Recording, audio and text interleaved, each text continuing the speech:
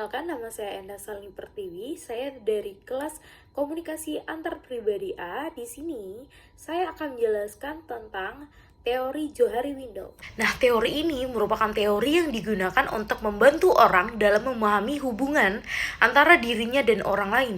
Teori ini digagas oleh psikolog Amerika yaitu Joseph Lutfi dan Harrington Ingham pada tahun 1955.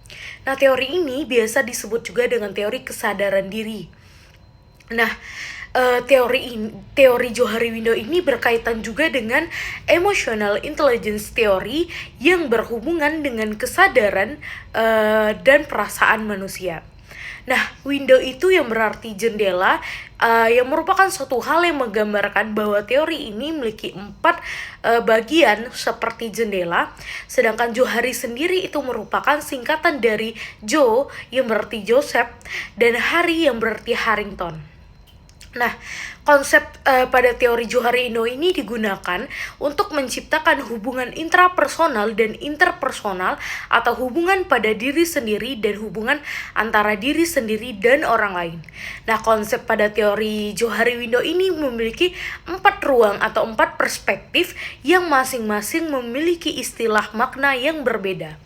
Nah, 4 bagian konsep teori Johari Window ini adalah bagiannya terbagi sebagai berikut. Yang pertama itu adalah open self. Open self atau wilayah yang terbuka itu merupakan suatu keadaan di mana seseorang saling terbuka terhadap dirinya sendiri maupun orang lain. Nah, pada wilayah terbuka ini seseorang akan terbuka mengenai perasaan, sifat, kesadaran, perilaku, dan motivasi. Nah, contohnya mudahnya ia lebih cenderung melemparkan senyum, menyapa lebih awal, menjabat tangan, dan lebih banyak bercerita mengenai dirinya sendiri. Nah, yang kedua, perspektif yang kedua yaitu blind self.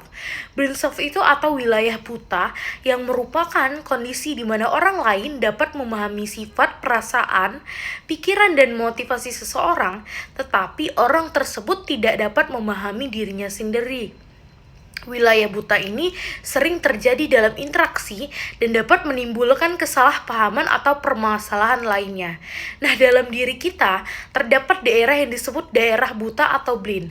Self adalah segala hal tentang diri Anda yang diketahui orang lain, namun tidak diketahui oleh diri Anda sendiri. Salah satu contohnya adalah orang yang bersikap sok asik ketika bertemu dengan orang baru, padahal dirinya sendiri merupakan seseorang yang pendiam.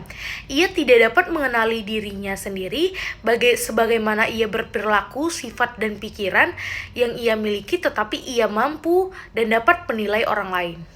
Nah, masuk ke perspektif yang ketiga, hidden self atau wilayah yang tersembunyi, yang artinya keadaan di mana seseorang memiliki kemampuan untuk menyembunyikan atau merahasiakan sebagian hal yang dianggap tidak perlu untuk dipublikasikan kepada orang lain. Nah, bisa berupa sifat, perilaku, motivasi, atau pemikiran. Nah, contohnya, ketika seseorang yang sudah berteman lama belum tentu dapat terbuka sepenuhnya ketika menceritakan kisah hidupnya seperti masalah traumatik, keluarga, dan masalah cinta. Karena ada beberapa orang yang merasa takut ketika ia menceritakan hal tersebut kepada orang lain, ia takut hal itu akan terbongkar. Nah, biasanya konsep itu terbagi menjadi 2. Yang pertama adalah over disclosed, yang dimana kemungkinan hidden self-nya lebih kecil. Nah, yang kedua adalah under disclosed, yang dimana seseorang ini sedikit menceritakan rahasianya, tetapi pada bagian-bagian tertentu ia cenderung merahasiakannya. Nah, kita masuk ke perspektif yang keempat, yaitu unknown self. Unknown self adalah wilayah yang tak dikenal, merupakan kondisi seseorang yang tidak dapat memahami dirinya sendiri, bahkan orang lain pun tidak dapat mengenalinya. Wilayah ini merupakan wilayah yang tidak dapat menciptakan interaksi dan komunikasi yang efektif karena keduanya sama-sama merasa tidak ada pemahaman. Nah, biasanya di dalam diri kita terdapat wilayah yang tidak dikenal atau unknown. Daerah unknown self ini adalah aspek dari diri Anda yang tidak diketahui baik oleh diri Anda sendiri maupun orang lain.